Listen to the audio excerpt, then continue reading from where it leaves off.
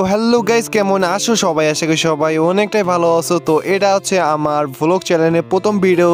তো আশা করি ভিডিওটা সম্পূর্ণ দেখবে। ভিডিওটা মাত্র 5 মিনিট, এই জন্য ভিডিওটা সম্পূর্ণ দেখতে থাকো। গাইস, আজকের ভিডিওতে আমি তোমাদেরকে দেখাতে চলেছি আমার যে সাইকেলে ফুল পেজ হেলমেটটা রয়েছে, এই যে দেখতে পাচ্ছ ব্যাগের মধ্যে রাখা আছে, এটাকে বিক্রি করে দিতেছি। এবং সবথেকে যেটা মেন পার্ট আজকের ভিডিও, সেটা হচ্ছে স্পিড মিটার গিভওয়ে। ফাইনালি আজকে স্পিড মিটার গিভওয়ে হতে চলেছে।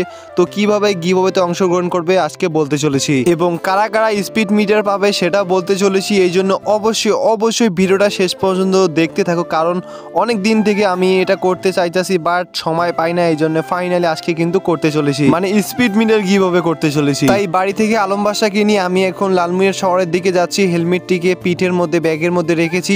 আর আজকে এত পরিমাণ কুয়াশা পড়েছে সেটা বলার বাইরে গাইস, প্রচুর পরিমাণ ঠান্ডা লাগতেছে। অলরেডি গোসল করে আসছি, যার ফলে আরও বেশি ঠান্ডা লেগেছে।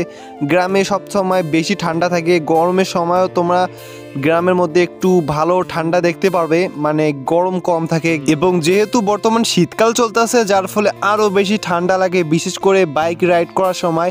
বর্তমান সাইকেল চালাচ্ছি, সাইকেল চালানোর সময় ততটা বেশি ঠান্ডা অনুভব হয় না, কিন্তু বাইক চালানো একদমই যায় না শীতকালে। তোমরা তো অবশ্যই জানো যারা বাইক রাইড করে থাকো। তো যাই হোক গাইস, আমার সাইকেলের যে ফুল পেজ হেলমেটটা রয়েছে এটা কেন বিক্রি করে দিতেছি তোমরা এখন অনেকে প্রশ্ন করতে পারো। তো এটা এখন বলতাছি। তো এই হেলমেটটা কিনেছিলাম যে যখন আমি ইউটিউবে শুরু করি, তো ওই সময় আমি ভেবেছিলাম যে একটা এরকম হেলমেট থাকলে মোবাইল রেখে আমি ভিডিও করতে পারবো। কিন্তু তারপর আমি প্রায় 1 মাস পর ওই হেলমেটটা যখন কিনি না, কিন্তু হেলমেট কেনার পর দেখি মোবাইলে আমার আল্ট্রা ওয়াইড না থাকার কারণে কোনো কাজে দেয়নি।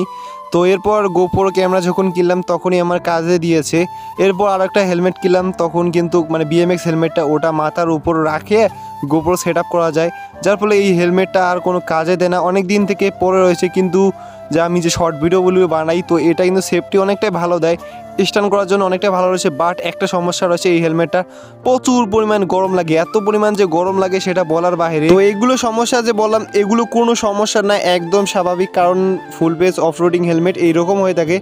বাট যেটা মেন সমস্যা সেটা হচ্ছে গ্রামের মানুষ। হ্যাঁ গাইস, আমার অনেকটাই লজ্জা লাগে, তার কারণ হচ্ছে এরকম হেলমেট পরে যদি আমি রাস্তায় যাই না, অনেকে অনেক কথা বলে, কত কী যে বলে, বাইকের হেলমেট এটা মানে লজ্জা লাগে, যার ফলে বিক্রি করে দিতেছি।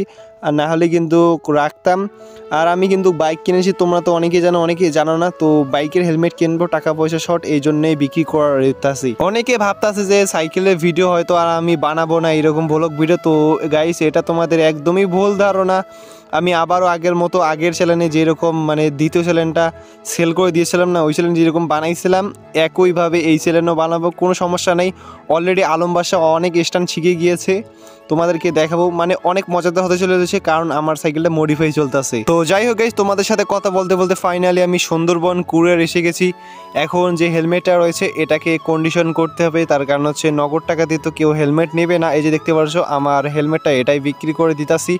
এরপর গাইস, কুরিয়ার ফি যেটা নিয়েছি 180 টাকা খরচ গিয়েছে, 30 টাকা বেশি লেগেছে। দেন গাইস, আমি কন্ডিশনটা করে এখানে যে রিসিপ্টটা রয়েছে এটাকে নিয়ে নেই, দেখতে পারছো। আর এই হেলমেটটা রিসিভ করতে অনেক সময় লেগেছিল, যার কাছে বিক্রি করেছিলাম না সে প্রায় অনেক দিন লেট করেছে। তো হেলমেট বুকিং দেওয়ার পর এখন আমি বাড়ির দিকে যাচ্ছি। আর বাড়ির দিকে যতক্ষণে যাচ্ছি ততক্ষণে তোমাদের যে স্পিড মিটারটা দেওয়ার কথা আছে এটা কিভাবে তোমরা পাবে এখন বলতাছি। তো আগে বলে রাখি গাইস, এই ভিডিওতে কিন্তু আমি নাম ঘোষণা করতে চলেছি কিনা সেটা তোমাদেরকে বলি এখন। তো আমি তোমাদেরকে যেটা বলেছিলাম সেটা আছে, আমি একটা বড় ভিডিও ছাড়বো নতুন চ্যানেলে, মানে এই চ্যানেলে বড় ভিডিও তো এসে গেছে আজকে। তো এই ভিডিওতে তোমরা একটা করে কমেন্ট করবে, যারা হয়তো বেশি কমেন্ট করবে তাদের কমেন্টগুলো অটোমেটিক ডিলিট হয়ে যাবে। তো এটা কোনো আমার দোষ নেই, সবাই একটা করে কমেন্ট করো, ভালো কমেন্ট, এবং অবশ্যই ডিটেলস জানিয়ে দেবো। আমি কিন্তু তাদের সাথে যোগাযোগ করব যখনই কমেন্ট করা শেষ হবে এবং মোটামুটি ভালো ভিউ আসবে। আমি 2-3 দিনের মধ্যে কমেন্ট পিকার উইনার করব, আর এটা সরাসরি দেখাবো, আমি কোনো বাটপারি করব না। তো আমি তোমাদেরকে দেখাবো কে কে বিজয় হয়েছে। তো এই জন্যই কিছু করার দরকার নেই, ভিডিওতে লাইক করে কমেন্ট করো এই জন্যে।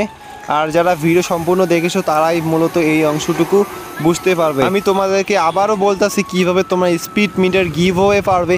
তো প্রথমে আমার এই যে ভিডিওটা আমি ছেড়েছি এই ভিডিওতে একটা করে কমেন্ট করো, সুন্দর একটা কমেন্ট করো এবং ভিডিওতে লাইক করলে করিও, না করলে নেই, করলে ভালো হয় কি, এটাই করে রাখো। বাস আপাতত এতটুকুই, যে পরে যে ভিডিওটা ছাড়বো সেই ভিডিওতে তোমরা জানতে পারবে কে কে বিজয় হয়েছে, নাম ঘোষণা করতে চলেছি। তো আজকের ভিডিওটা এই পর্যন্তই, আর এটা হচ্ছে আমার প্রথম ভিডিও, মানে প্রথম ভিডিওতে আমি দিতে চাইছিলাম, এই জন্যে গাইস ভিডিওটা ততটা আজকের ভালো হয়নি, কিন্তু পরে ভিডিওটা অনেকটা ভালো হতে চলেছে।